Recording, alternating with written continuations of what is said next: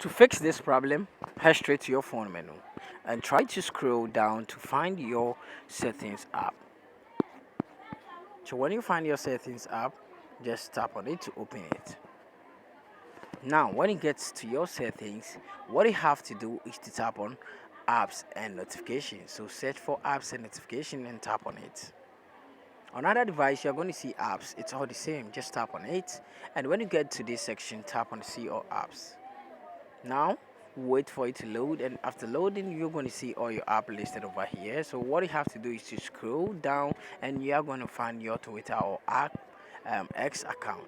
So just search over here X. Then after that, scroll, and you are going to see your X app. So tap on X when you find it, and after that, what you have to do is to tap on notification and make sure this show notification is still good on. After that, tap on force stop. Then you tap on OK. Now tap on permissions and make sure every permission is allowed. Then go back and tap on mobile data and Wi-Fi and make sure the background data is still good on like this. Now go back and tap on your storage and cache. Then you tap on the clear cache. Then after that, go back, and when you get back, what you have to do is to go to your Google Play Store app.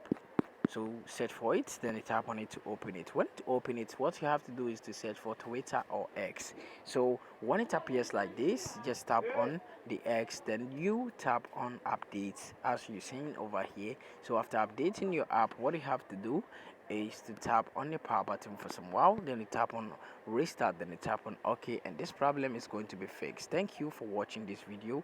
See you in my next video.